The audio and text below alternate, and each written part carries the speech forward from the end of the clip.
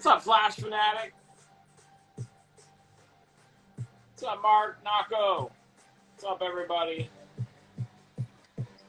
Ta-da! Hey, how you doing? What's up, Matt? How are you? Good.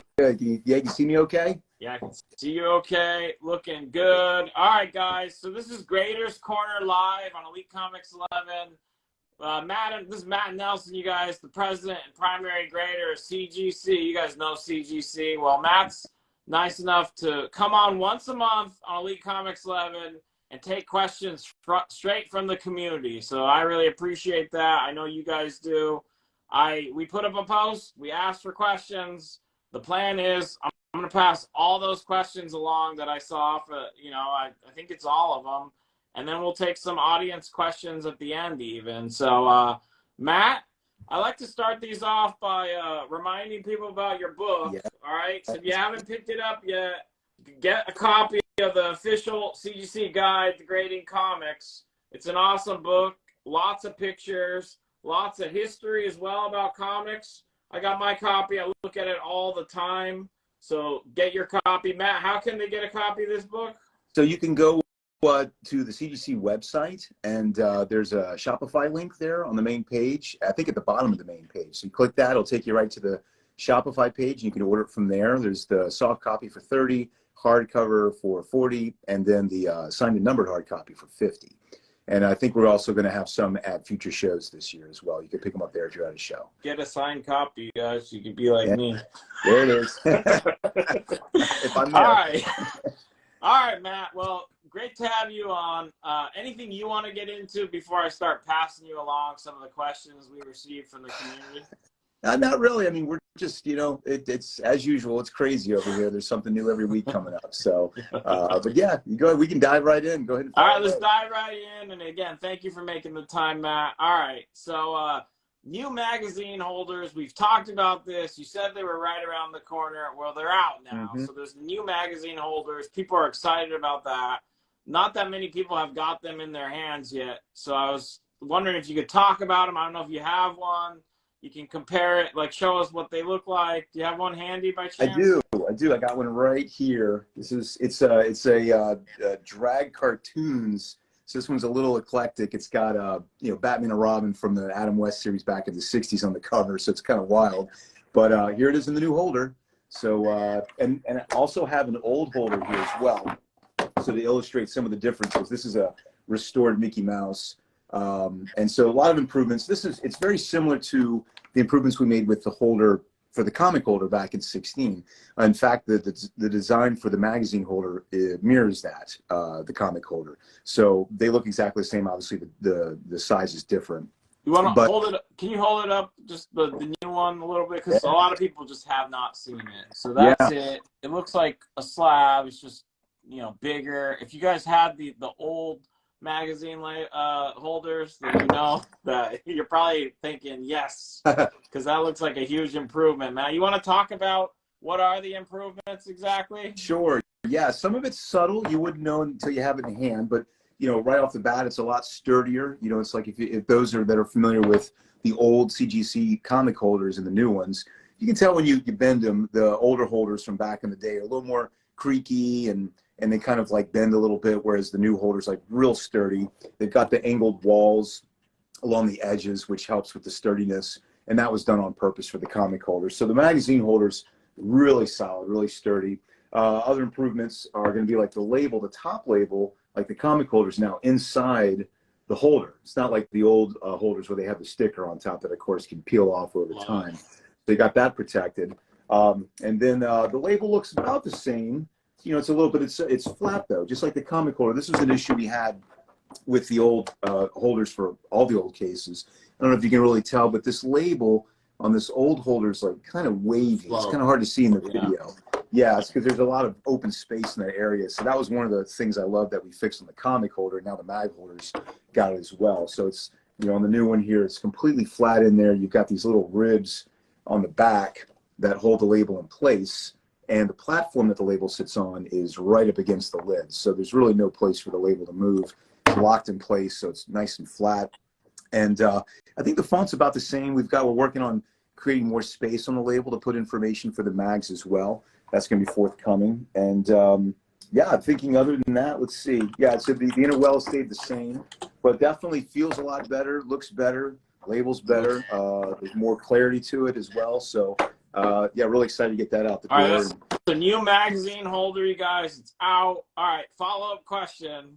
You knew this was coming. So yeah. Magazine holders, magazine grading has taken it's one of the longest wait times. Is there any hope, any reduction in that time with the new holder? Yeah, absolutely. Yeah, we kind of held the line up a little bit there at the end of last year in preparation for the new holder coming. So we've started the grading line again. Those are headed off to slab now that we've got the magazine holders in production. So we're moving fast through grading now. So I'm expecting to have most of our backlog taken care of in the next few weeks. I'd say 4 to 6 weeks, maybe let's give it 8 weeks, but I think in a couple of months we should see most orders out the door at this point. So okay. Magazines are well on their way of getting caught up. And, for that matter, EC, economy tier, which was the only other tier we had that we were backed up on, we're pretty much caught up on that as well. So again, it's going to take a little time for those to get through slab and shipping, but both tiers you're going to see a massive reduction in turn times here very soon. All right, this is great because you have some coming for me, man. I want that new magazine holder. All right, so enough about magazine holders. That's awesome. I know people are excited about that. All right, the other question I got was just crossover grading. So people have, another company's graded book. They want to get it in a CGC slab. Somebody was asking about kind of what's the process like. So I send you, say one of these other companies' graded books. Is there any way to get it screened in the slab? Do we for sure need to crack it and just get it graded from scratch? How does that all work? Any presumptions? Why don't you talk about that process? Sure. Yeah. So there's always, that wonder about how the book's going to come back, the grade compared to the other company's grades. And so you do have a screening option. Some people are comfortable with just sending it through without screening, either because they don't care what grade, they just want a CGC holder, or they know the grading well enough that they can assess the book themselves and feel like it's a safe crossover. But if anybody's unsure about that, we have the CCS screening, which is something that we use for so many different things, pressing candidates, conservation restoration candidates, removal candidates, basically any questions anybody has about books, they can run through the screening process to make sure they're complete before they go to grading, if they've got any restoration. So the crossovers would fall under that category as well. If you have competitors' books that you want to get into one of our holders, but you're unsure about the grade, just send it through CCS screening. And I'll check the book and relay the information of what I think best guess the cross grade would be. I don't give exact grade estimates, but if it's around the same grade, then I'll just say cross, or if the same grade or higher rather. If it needs a pressing, I'll suggest that before crossing. Or if I feel like the grade's going to be lower, or especially if it's significantly lower, then I'll relay that information to the team to email the customer about, so they have that information and make an educated decision.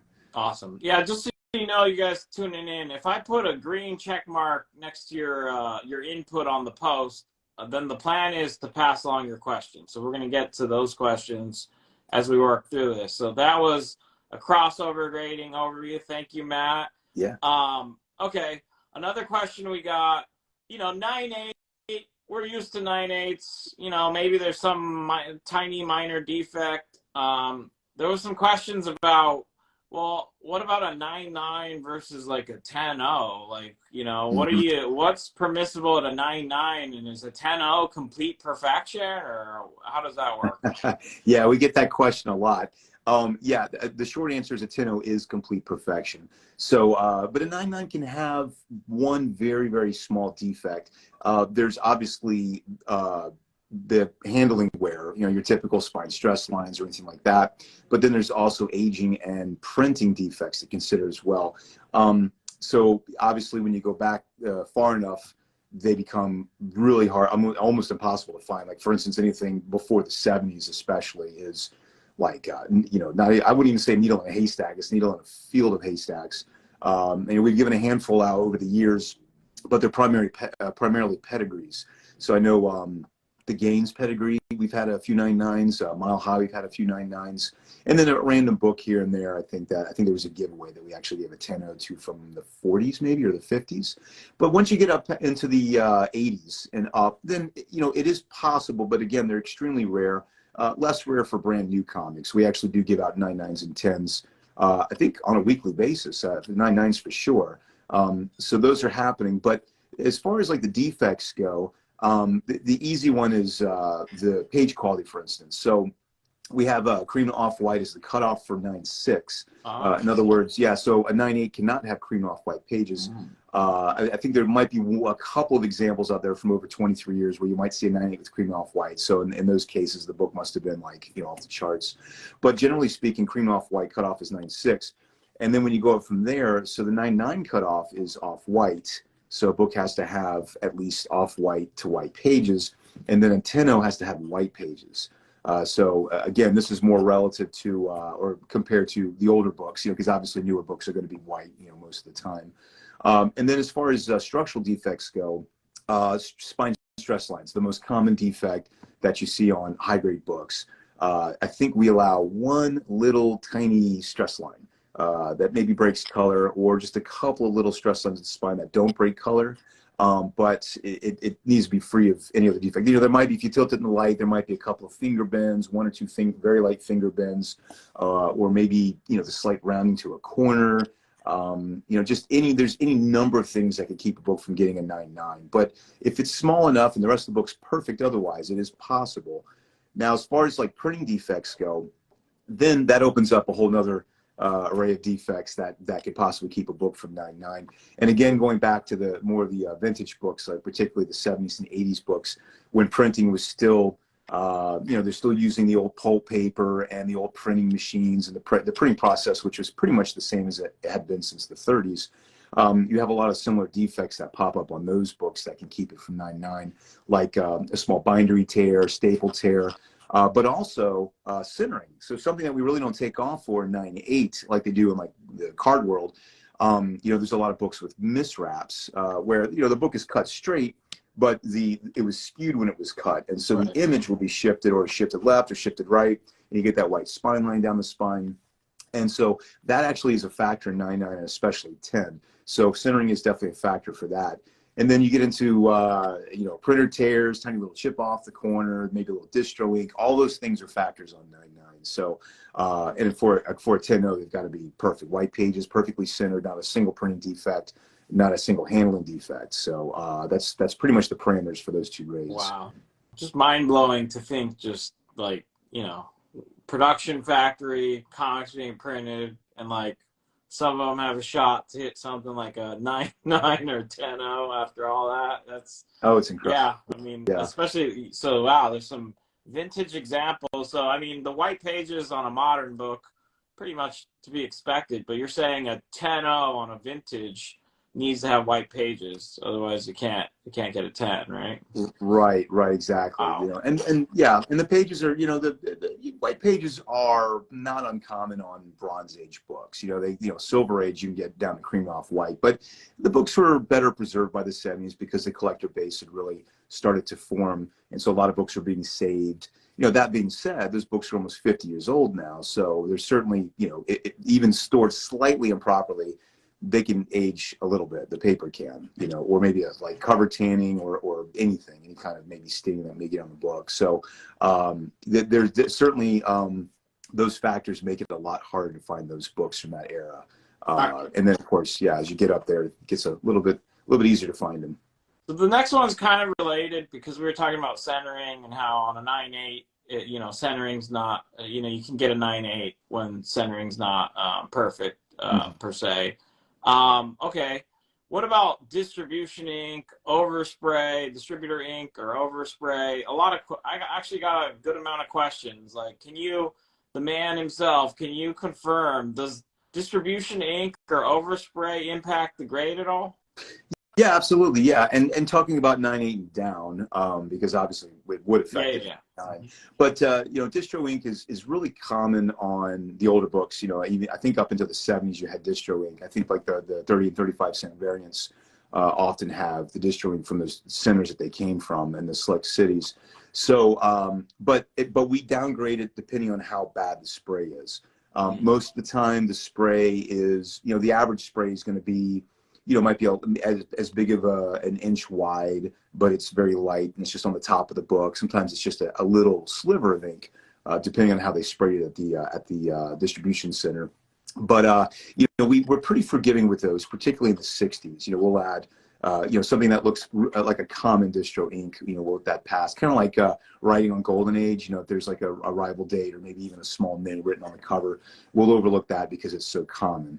But when you get into ink spray, we've seen horrible ink sprays. They obviously sometimes they run the full top of the book, or they bleed down into the front or back cover. And then, of course, in some extreme cases, you've got two sides or even all three sides covered.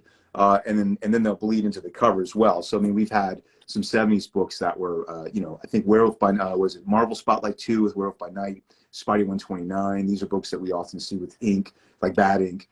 And those we'll drop the grade. We've dropped it as low as 7.0, 6.0. I think even horrible ones have gone down as low as 5, where it's just like ink all over the cover. So, typically those are the ones that were in the front or the back of a box while they were being sprayed. And so, of course, somebody wasn't really paying attention, just sprayed the front book. And somehow it got on the newsstands and someone bought it and saved it. So it's pretty miraculous. But so, yeah, it can absolutely have an impact. And we have, like all the other defects we have in our grading standards available to the graders internally. We have measurements for distro ink. So, does it affect one side, two sides, or all three sides? What is the length? What is the depth? How prominent is the ink spray? How thick is it? So these are all things that we've got outlined on the grading standards. So we'll actually, if it's going to affect grade, we'll sit there and measure it and see where it lines up in the grading standards to determine how much we're going to downgrade the book for. And of course, it also has to do with the rest of the grade as well. So, I'm talking about things where the book otherwise is high grade, 9.8 or 9.6. But, when a book gets below, out of the 9s, below the 9s, typically spray is not going to have an effect, even if it's like a moderate spray. Only the really bad spray is going to bring a book down lower than that. Wow. Okay. Well, there it is. Confirmed. It does impact the grade. Backing up real quick, Matt, just the layperson's explanation. So we've been talking about distribution ink, and that's just, we see just ink on books. Like, why the heck did they do that? Like, why would a distributor pour ink on their books? What were they doing? Yeah, I think it was to identify where the books were coming from, what distribution center they were coming from. So, like, again, a great example is those 30 and 35 cent variants where, people have been able, there's a website that actually tracked match the color of the ink to the distribution center. I think one's in San Antonio, a few others spread out across the United States. And so you can actually identify which center they came from based on the color of the ink, at least in those cases. But yeah, I think it was just an identifier, kind of like the way that the Mile Highs have the number of copies written as well as the arrival date. So you can tell, you can look at a Marvel Mystery and see there were 6 copies that were sold on the stands, or 2 copies, or 10 or whatever. So it's kind of cool to see how popular the title was at the time. That'd be a good article to write. Somebody could compile all that information. But yeah, and sometimes books don't have distro ink. Sometimes they just skip that step altogether. So I think it might have been just a regional thing or a case-by-case basis, depending on the center. But yeah, it was kind of an unfortunate thing they did for collectors. Years later, we look back and wish they hadn't done that, but they did. All right. Learned a few things already. All right. So, all right. Somebody had a question again. So if you're wondering, why am I not reading your questions out in chat? Because we asked you guys to write your questions on the post. If you got a green check mark on the post, we're going to ask your question. And then at the end, we're going to take audience questions. So that's what's going on. So everyone is going to be heard for the most part. All right, so let's go to the next one. Somebody was asking, they got a Signature Series CGC book. They want to reholder it because maybe it has a crack or Newton rings. But, they obviously don't want to use the yellow label. So, reholder, for the most part, they're going to be able to, keep their grade and just get a new holder. And then why don't you talk about what other options they might have? They're worried. They want to get it in a new slab, but they don't want to lose the grade. So what are their options on Signature Series? Sure. Yes. As long as the books come through us, whether it's for reholder or pressing or even applying new signatures to the book, as long as they travel through the channels that we've set up, they'll retain the original SIG series label. You know, that we consider those to be, we're taking care of them in-house, and so they're not being cracked out out in the wild, you know, out of our possession or out of our site. And so as long as they travel through us, then they'll be able to keep that designation. I think probably the most common one we get are books sent back in for new signatures, you know, might be months or even years later. And so, you know, again, we have the facilitator program set up, in-house signing stuff at shows, signings at shows. So in all those cases, we've got rules and parameters that are set for you to submit your book to make sure that they retain the original signature series authentication. So when they get regraded or reholded, they come back with the yellow label. Awesome. So if you guys are at home, you got a signature series book, the worst thing to do would be to crack it open, because you're don't do that. Don't do that. CGC, even if it's cracked, and let them take possession of it, and then tell them what service you want to apply. And if you want to press those books, CCS is the option to keep the yellow label. So. Yeah, and you made a good point though. Yeah, if you want to submit them for a reholder or pressing, especially, leave them in the holders. Let us crack them out. Yeah. All right. What else we got? Okay. So I don't know if you can answer this, even if you can. I'll leave it to you. But somebody asked, have you seen Matt? Have you seen the Edgar Church Mile High copy of Action Comics 1? And if so, any idea what grade it is? It's a great question. Unfortunately, I have not. Okay. There's only a handful of people that have seen it over the years, and some of them are probably not even in the hobby anymore, because the person that owns it bought it back in the early 80s, I believe, and has been pretty holding it close to his vest in terms of showing it around. So I have not yet had the pleasure to see it, but talking to the handful of people that I have who have seen it, rave about it. There's no, according to them, there's no restoration or a serious defect on the book that might bring it down low. And so people's estimate, of course, is, you know, 9.4, 9.6. I don't even know. I don't know about 9.8, but I mean, that's the rumor on the street, is that it's one of the best preserved mile highs, or at least, you know, what in the top echelon of mile highs from that time period, in terms of what how they just happened to turn out when the collection came out. Because, you know, sometimes mile highs have, you know, usually printing defects, or possible handling defects from Edgar Church himself, or possibly defects that were that the book got whenever they were transferred out of the basement in the house, and God knows what happened to them during the 80s and the 90s, you know. But then I noticed over the years, pressing, you know, there's a lot of mile highs and a lot of other books really from pedigrees that need a press. Not sure where they got crunched. You know, corner crunch is pretty common. Gaines file copies. There was several that had a corner crunch. So, you know, this is, you know, when these books were circulating the market, when they surfaced, at the time, there wasn't the nuanced grading scale that was in place. Obviously, no pressing, no 9.9s, 9.8s, and 9.6s, and all that. So I think there was, not that they were careless, but, you know, small things that may have happened to the book were probably overlooked or just, you know, passed over and life went on. You know, but obviously here we are in this day and age, and so these books come in, and, you know, oftentimes you see that they need a press. So, but that being said, a lot of mile highs will achieve a 9.4, 9.6, 9.8 with the pressing, especially from 38, because that's a key time period for that collection. It's a combination of the grade and the page quality, because they were stored in stacks supposedly, and the earliest books were at the bottom of the stack. And so ironically, a lot of the late 30s or the 30s and the early to mid 40s books in the Mile High collection actually have wider pages often than the later books, the late 40s and the 50s. And so you've got that going for that time period. And then you have the secondhand copies that Edgar was obtaining early on. So like when the collection started around 37, 30, and I don't think it was in 36, but 37 for sure. You have secondhand copies from that time period, which he obtained, you know, from somewhere else besides the newsstand. So they were handled. And oftentimes you see those copies with the double slashes. Those might be lower grade, 7.0, 8.0. Sometimes not. Sometimes they're high. But again, there's that extra, you know, factor involved that could cause the books to grade lower. So luckily, the Action 1, I think he picked that one up directly from the newsstand. Another cool factor is I believe that book has the name Church written on it. which is unbelievably cool because I believe there's only 3 that I'm aware of in the collection that have the name Church on it. One is the More Fun, which is pictured in the grading guide. And the second one is somewhere, I think at Pre-Hero DC or some other book. But yeah, apparently his name's on as well. So that adds to the cachet of the book. Yeah, hopefully one day it'll come out, a picture, or maybe it'll get graded. I don't know. Maybe it might be years or even decades before you see it. So, but the Holy Grail in the meantime is going to stay locked away. We'll all just have to just guess what we think it's going to be. I think you just added to the legend, Matt. I think you just added to the legend. All right.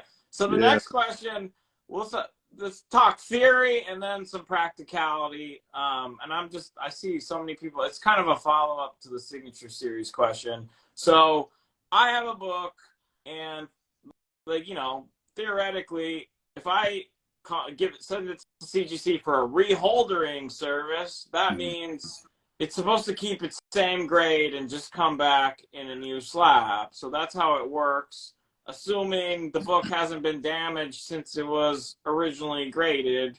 So why don't you talk about, because what we see every day, not every day, but often, like a crack in the slab or, you know, some kind of issue with the slab, and people are concerned, like, they don't want it to be regraded from scratch because maybe it's a 9.8. So what practically speaking, when there's the possibility of damage in shipment or after it was graded, like, what do you need to see in order to just make sure that a reholder actually keeps the same grade?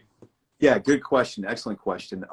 So we don't regrade books that come in for reholder, but the reholder team that's in charge of processing those books and cracking them out is checking every book for damage when they crack it out, because that's the one scenario where the grade could change. Now, we get books in for reholder that, you know, from last, 2 weeks ago that were cracked in shipping. We get them from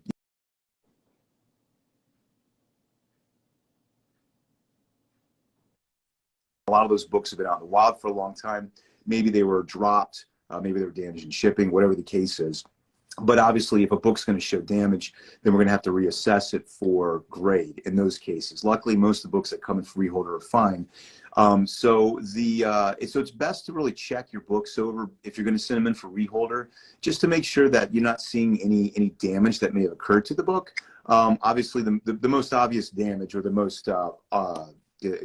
most common damage, is obviously a corner crunch where the holder was dropped, or an edge crunch, or like maybe the book the cover is shifted off a little bit from being jarred, or the book is bumped against the inner well, so you have like a little bend. Typically that's going to be the top or the bottom edge of the front cover, maybe in the corner or in the top middle. So if you see any of that, that's indicative that it could get flagged. Now, if we see that, it's not over. Yeah, it doesn't mean the grade's going to change, because we can fix a lot of what we see with that, and we do. So most of the time, they're minor and they're bends, and they'll come out. We run them through CCS if we need to, and make sure that they get them back to the same grade. There have been a handful of times where we've actually fixed damage and increased the grade because the pressing took other defects out that were already in the book when it was graded the first time. So there are times where people have gotten back books actually higher grade during a reholder. That's rare, but it does happen. And so, yeah, so the best thing to do is just to prepare yourself as you're sending them in, is to just check each book, make sure they look good. If they do, then chances are extremely high that it's going to be fine. You get your books back the same grade. And if something does happen and the grade does need to be lowered, then we do reach out to the customer, let them know that this has happened, and then we deal with it at that point. But yeah, ultimately the book will get a downgrade, on those occasions where like a tear or something that cannot be fixed with pressing. So okay. it's rare, but it does happen. I think that's also just FYI, guys. Like, I see sometimes some posts, and I'm not saying, mistakes happen. All right, mistakes part of life. It happens to the best. But I see a lot of posts about, how is this a 9.8? And then there's like a ding corner, and then it's like, you guys need to realize, like, when these books are shipped around, like, they can still get damaged after they got graded. So that's a thing. We see it. So, you want to send things in for reholder, definitely look at the book. Look at the book, all right? Not just the number on the broken slab or whatever. Yeah, okay. yeah. If you see a crack in the slab, check that area of the book. All right. so you're the president, primary grader of CGC, Matt. You know, I know you used to have more hands-on grading. I mean, maybe, you know, the question is, do you selectively grade at all still, or have you given that up entirely if somebody's interested in your personal life? Yeah, no, I just sit on the beach and do podcasts these days. That's it. Yeah, no, no. Yeah, I'm definitely involved in grading, as I always have. That was something. Even when Blackstone bought us, they were like, "Oh, that's it. Matt's not going to be grading books anymore." Or when I became president. So no, that's not the case. So I'm still overseeing, obviously, like the high value grading. But my job is, you know, these days it's kind of in addition to keeping the team trained and consistent. I'm also checking other random invoices or books, you know, usually things that come up that are strange, or maybe there's something that needs to be checked, you know, trimming, or, you know, minor color touch, or cover cleaning, or, you know, some, you know, foreign comics or international comics that we have questions about how to label them. And so there's just there's a whole list of reasons why I might lay my eyes on a book or an invoice. And so so not only am I doing the high value, but throughout the day, I'm also checking, you know, just, it could be anything. It could be moderns, it could be magazines. And so, you know, I kind of got my, you know, fingers a little bit everywhere, because obviously, you know, all these things, you know, lead back to making sure that we're consistent and accurate in our grading. So yeah, still definitely involved in grading in the grading room. I sit right there in the middle of everybody. Well, to be fair, the person that asked this question, the examples they provided to see if you would still selectively grade were Action Comics 1, Detective 27, or the 7 cover Turtles 1 that they picked up off of our live sales. They're hoping it gets your attention. All right. Wade, that was for you. All right. So, all right.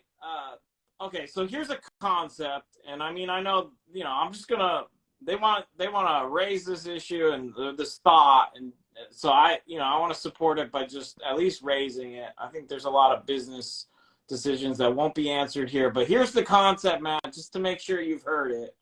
Has CGC ever considered a minimum age requirement on books before allowing them to be graded? The thought being that it might help with any turnaround times and provide a reward for people who actually hang on to their books in mint condition for a while. That's an interesting question. So if I understand correctly, they're suggesting that we don't grade a book until it has reached a certain age. Correct. 6 months or something. Yeah. No, that's not going to fly. All right. Well, we raised it. It. I mean, people, I mean, they want their books graded yesterday. You know, it doesn't matter if they just came out, you know, 2 days before that. I mean, there's, you know, a lot of our business is new comics each week.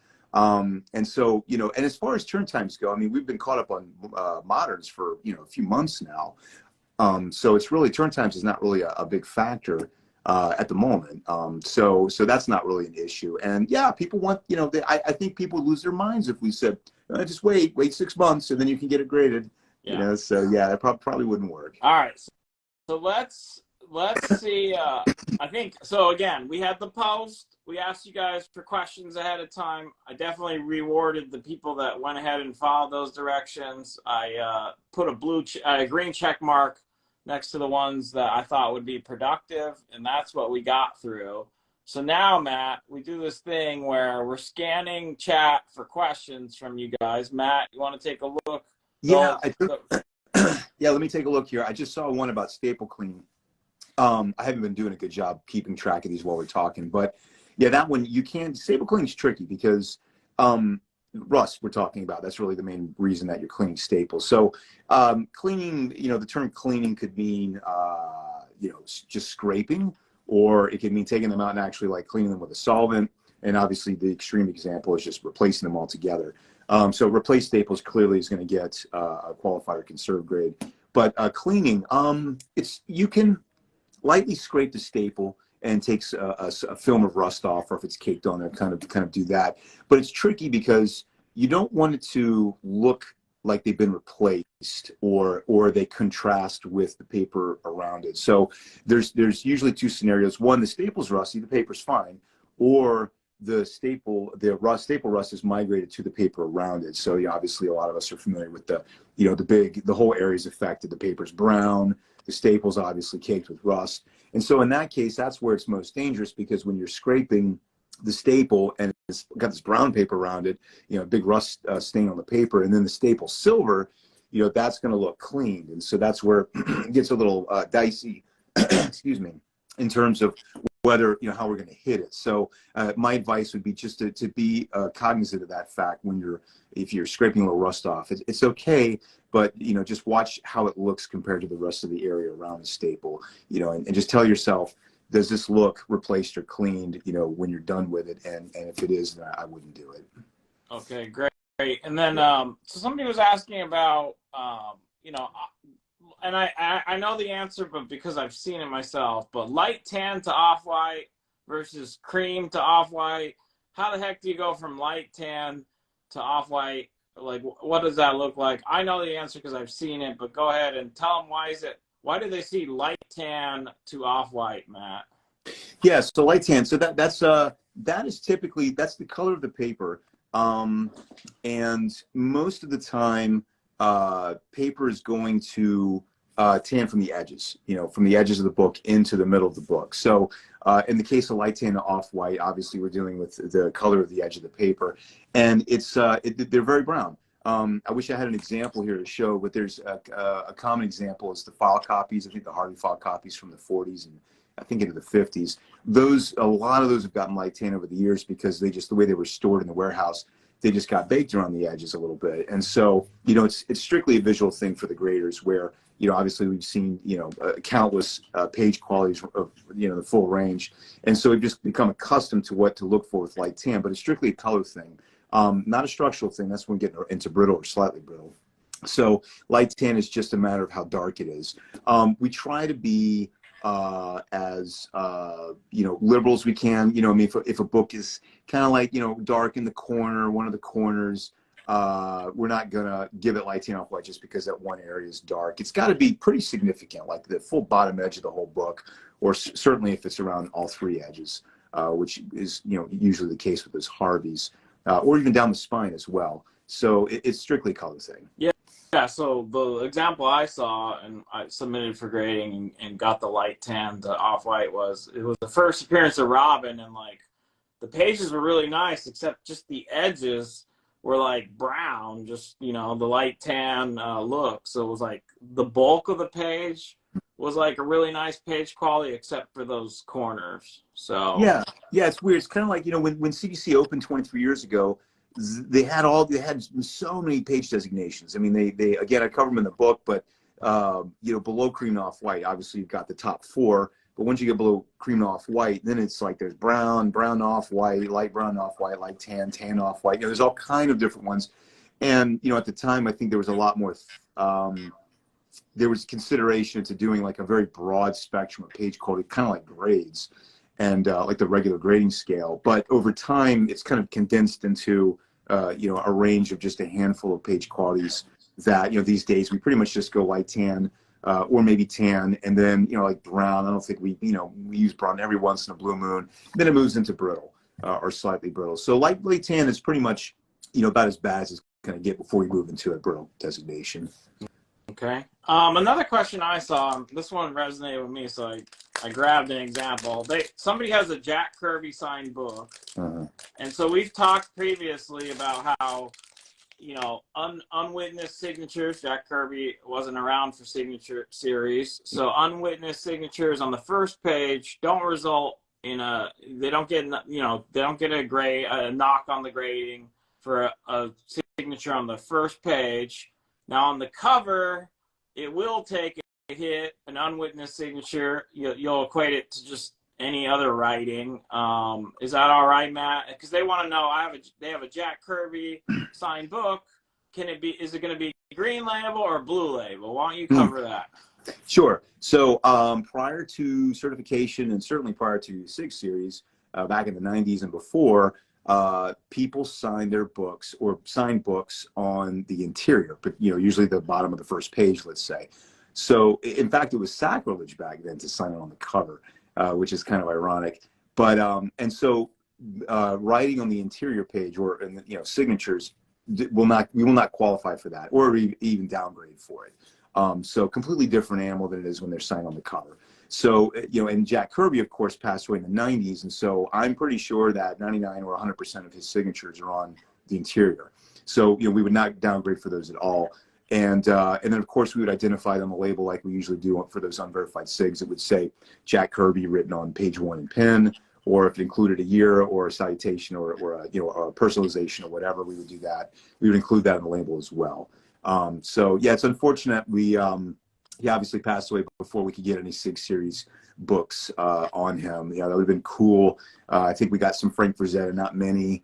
Obviously Ditko, I don't think we ever did a single one. So even though he lived up until recently. So, but yeah, so it is what it is. So you'll get. So this is one of my favorite books, CGC Slab, FF1, and this it was signed by Jack Kirby and Stan Lee on the first page. So this is what you get if it's on the first page. And now if they have one of those unwitnessed signatures on the cover, so this did not get hit for those signatures on the first page. Cool. But if there was a signature on the cover, Matt, so people think that if it's signed on the cover, they are automatically going to get a green label. That I see how that's probably true because you'll think that that's what they want. But is it true they can insist on a blue label and take the grade hit for the writing? Yes. And in fact, the cutoff is around, it depends on the size of the signature, how many signatures there are, its location. But there's a point where they're going to get a blue label automatically or have no effect on grade. And that might be like around 8.0, 8.5, 7.5, somewhere around there. If a book is otherwise that grade with an unverified SIG on the cover, then we'll just notate the signature that's on the cover, but it's not even going to affect grade. So in those cases, it's going to be a blue label. It is what it is. But if it's a high grade book with an unverified SIG and they do want a blue label, they can request that. And what I suggest is just put a sticky note on the book when you're submitting it, requesting a blue label for that book. So when the graders get it, they'll know to just downgrade for that, whatever the case is. And again, we have our standards in-house here where we'll check, the size of the signature, what was used to write it, and then downgrade accordingly. And this is actually true for some other qualified things that we like printing defects or certain defects like missing pages or coupons that we can go either way with. So, a common one is obviously the Hulk 181 with the Marvel value stamp. Typically cutoff for that's 3.5. If a book's 3.5 or higher, otherwise, we'll qualify it for something missing from the interior. But if it's 3.0 or a 2.5 and they just want to take the hit on the grade, we can do that. Now, a coupon is small enough to where it's not going to lower the grade tremendously at that point. But a missing page will always garner a 0.5 grade. So just to know that if you do want a blue label on a book with a missing page, it's going to be a 0.5. So, but the only thing we can't go back and forth with is married parts. So a book that has married parts is always going to get a qualified grade. But that's also one case where that doesn't affect the grade. So a book could be a 9.8 with a married cover. It could be a 0.5. But it's going to get it qualified because of the married part and not treated as a defect. All right. So last time you were on, you said the new magazine holder was like around the corner. And then a week later, we got the email saying it was out. So they think if they keep asking you when pulps are coming, that you're gonna speed it up. So yeah. You and I have a few more podcasts to go before we get to that. But it is coming. Again, I keep saying every time I'm asked this, I don't want to commit because I've been saying it for a year and a half, 2 years now. And they're like, "Oh, forget it. It's never. It's either never coming out or just add 6 months or whatever he says." But we are shooting for this summer. Not sure exactly when, but we are on the fast track with that. So the holder's complete. It's finished. The database is finished. We're basically in the home stretch. We've just got some details to take care of, obviously get the line set up and everything in place. And, those that deal in our other verticals, they know how this goes with not just the magazine holder, but the video game launch, or even cards for that matter. So there's a lot of moving parts. There's a lot of details that we have to work out when we start a new vertical or a new product that we're slabbing. And so, you know, I'm assuming there's not going to be any hiccups or hang-ups, but, you know, of course, that could possibly be the case. But, you know, I mean, so far it's been pretty smooth sailing. I mean, the holder's great. I don't foresee any issues with it. So, yeah, my hope is this summer. I know a lot of people are waiting for it. Nice. No, a lot of people are. You can tell by the comments. So, Matt, we only have you for about 10 more minutes tops. So let's see if there's anything. So, by the way, again, kudos to CGC and Matt Nelson for giving the community this kind of access. We wholeheartedly appreciate it. It's awesome. Once a month we do this.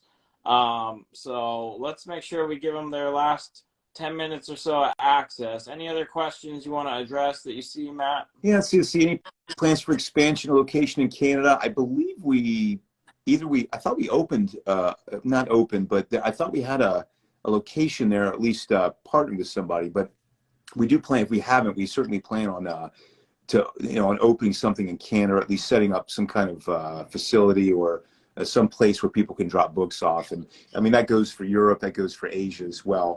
You know, these are, you know, the international market we're looking to expand into in a big way. That's one of the plans that we've got, one of many plans we've got going forward. And so I know, you know, even manga, getting into manga grading, and that's obviously going to be something in Japan, big thing there. And yeah, so we're definitely working on that now to try and get it expand as much as we can across the world. To reach as many collectors as we can, you know, in the foreign. So manga, that's a good question. So like manga will not fall into it won't get pulled into the pulp kind of grading. It's going to be, you can't do it yet. Like, that's something you're looking into? Yeah, we're looking into it right now. The manga that I've seen, and obviously there's many different kinds of manga magazines. I mean, there's even a few that we grade now if they're small enough. But I think one of the main hurdles is how thick they are. I mean, they're like little phone books. Excuse me. And so they're going to require an even deeper well than our biggest pulp well. Yeah. So I mean, the ones that I've got here, they're quite large and quite thick. Now, the good thing is that the dimensions, otherwise, the width and the height are roughly the same as a comic book or a pulp. And so, you know, we don't have to worry about changing the outer dimensions of the holder. Because like the pulp holder is going to lock right on top of a comic holder. You can't even tell the difference looking at it straight on. But, you know, like pulps, we're dealing with a depth issue. And so when we get to that point where, you know, if and when we do this, we're going to have to, you know, design a new holder for just manga. And so the challenge is obviously trying to wrap our head around all the different formats that manga has, or page counts out there, you know, over the past several decades when they've been coming out, so we can, you know, create a holder that tries to cover as much of it as possible. You know, and that's the trick. I mean, that was the trick with comics even too, was, you know, when you're starting off in 2000, you have no idea what's going to come in. You know, if they could see what we've seen over the past 23 years, you know, you know, it's kind of a guess to some degree with the holder. And so luckily the CGC holder initially managed to work for almost everything. You know, the magazine holder even was helpful with like comics that were slightly cut too large or have a big spine roll. And so that's always the trick with certification, especially dealing with vintage collectibles, is the size. You know, trying to get as broad of an idea on the market, or rather what was printed, so you can design a holder that's going to cover as much of it as possible. So speaking of designing a holder, and I know there's a lot of issues that go into it, the concept of a UV light protected slab is one that we've heard often. So just so you know, we've raised it, Matt. Yeah, no, it's important. Yeah, that's in the bucket list with Treasury Editions and a few other things. Yeah, that's something that's been on our radar. I like to think that's, you know, we'll develop that at some point, because, you know, people want to display their books, and obviously light is one of the enemies of paper. So, you know, it's, you know, it'd be great to have a holder where you don't have to worry about that, and you can just put them on display and not worry about the covers fading. So something we're definitely aware of and we'd like to implement at some point. Okay, well, I think you've done an awesome job of taking some of the questions that we got on the spot. Again, I'm encouraging people, next time we put up the post, put your questions in there. I think the people that did it we covered all their questions, and they didn't have to fight through the crowd, as it were. So keep that in mind. Is there one more maybe you want to address before we call it, Matt? Let's see. Please, going through here. Yeah, I don't. Yeah, not so far. Let's see. I'm back to where I left off. Comes with new books. Interesting. It's interesting to read how the comments go back and forth with each other. Yeah, let's see. We're looking for one more we got time for. The Treasuries, it's on the list of possibility, but it's not anywhere close. Let's see. Yeah, let's see. Let's see if things changed. How have standards, if at all, grading standards changed for Silver Age books over the last 2 decades? Mostly asking as I have several CGC books that were graded in 01, 02. Interesting. Okay, so that's a good one. We can spend a couple minutes on that. So I mean, they haven't changed much. If they changed at all in any significant way, it was those first couple of years. And even then, I really, we've seen a number of those come back in for regrading or reholdering over the years. And even then, I don't really see a big discrepancy in the grade. It's every once in a while you get a book that maybe higher or lower. What I tell people is that the grading standards, they got tighter as time went on. So if they're going to swing, they can swing either way. You might get a book that would be a little higher or a little lower by today's grading standards. But nothing critical. There hasn't been any major change in our grading standards that could drastically affect the grade of a book over time. Obviously, we've made a lot of minor changes, like tape. I think we introduced a tape. We modified our tape standard about 8 or 9 years ago. Pressing is a big one. That's obviously books were not getting pressed the first few years of CGC's existence in mass like they are now, and so the graders were a lot more used to seeing books with bins in them. So you might have some books here and there that are the bins are not as factored in as heavily as they would today, because today obviously we don't see bins very often, and so when you see a book that has a lot of bins in it, it tends to kind of catch us off guard. And, you might actually dig in a little bit harder than you would have back in the day. So that's something that I think is different. But even that being said, like I said, those early books. I mean, the team that we have here today, with 1 or 2 exceptions, which I think most of us know, everyone's still here. Mark Haspel's still here, Sean Caffrey, Paul Litch, Dave Kuyu, Vince Oliva. I mean, it's the same team that we've had for 20-something years. And so, it's that I think really is the main thing I can attest to in terms of the consistency of the grades over the years, especially those early grades. If there's any swings, it's going to be when they were just trying to get their head wrapped around or get a handle on their grading standards, coming out the gate, knowing what the dealers and the current collectors at the time wanted, and then just trying to kind of tweak it based on what was coming in, because books were coming in every day, every week, every month, and they were seeing new things that maybe no one had ever seen before, or only seen once or twice, and so they had to make decisions on the fly about how to treat those defects. And so that's kind of where you get that the grading standards are starting to kind of crystallize those first couple of years. But I mean, after that, the team had seen just about everything, and there really wasn't anything left to conjecture at that point. So yeah, it's pretty consistent over the years, even the early years. All right. Just awesome, Matt. Thanks again. We don't want to take more than an hour of your time. Shout out to CGC and Matt for making the time. We're going to post this up on our page, so if you missed any of it, you'll be able to rewatch it. A lot of the questions, you guys, again, a lot of them are covered in this guide, so you guys pick up a copy of this book. I don't think Matt likes to promo it as much as I do, but it really is a great guide. Trust me, I'm not getting anything for saying that. I just really enjoy the book, and I really enjoy Matt making the time to come on here once a month. So we'll see you at the next one. Put the questions on the post next time, guys, and I'm really making an effort to try to get almost all of those questions into the show automatically. So, Matt, thanks again, man. You're awesome. Thanks for this access, as always. You take care, my friend. Well, thank you, Ali. Thank you for having me on the show, and I'll see you in a month, and we'll have more to talk about then. All right. Take care. Okay. See y'all later.